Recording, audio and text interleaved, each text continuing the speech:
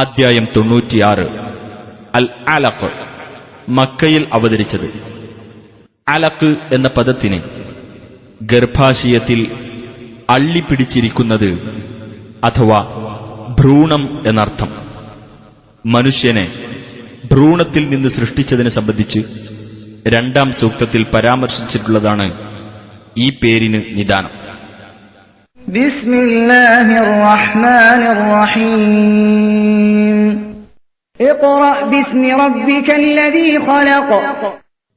സൃഷ്ടിച്ചവനായ നിന്റെ രക്ഷിതാവിന്റെ നാമത്തിൽ വായിക്കുക. ഖലഖൽ ഇൻസാന മിൻ അലഖ. മനുഷ്യനെ അവൻ ഭ്രൂണത്തിൽ നിന്ന് സൃഷ്ടിച്ചിരിക്കുന്നു. ഇഖ്റ വറബ്ബുകൽ അക്രം. നീ വായിക്കുക, നിന്റെ രക്ഷിതാവ് ഏറ്റവും വലിയ ഔദാര്യവാനാകുന്നു. അല്ലദീ അല്ലമ ബിൽ ഖലം. പേന കൊണ്ട് പഠിപ്പിച്ചവൻ. അല്ലമൽ ഇൻസാന മാ ലം യഅലം. മനുഷ്യന് അറിയാത്തത് അവൻ പഠിപ്പിച്ചിരിക്കുന്നു. കല്ലാ ഇന്നൽ ഇൻസാന ലയത്ഗാ.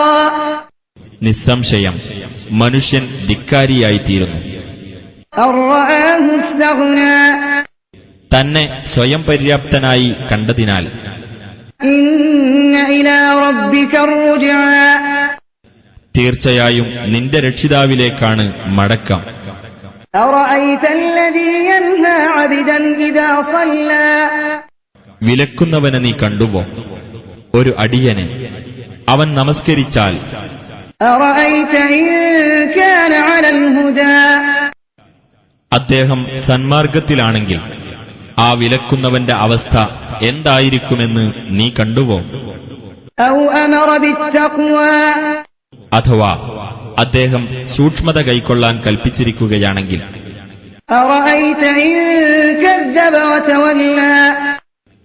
ആ വിലക്കുന്നവൻ നിഷേധിച്ചു തള്ളുകയും തിരിഞ്ഞുകളയുകയും ചെയ്തിരിക്കുകയാണെങ്കിൽ അവന്റെ അവസ്ഥ എന്തായിരിക്കുമെന്ന് നീ കണ്ടുവോ?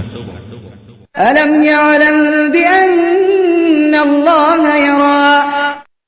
അവൻ മനസ്സിലാക്കിയിട്ടില്ലേ അല്ലാഹു കാണുന്നുണ്ടെന്ന്?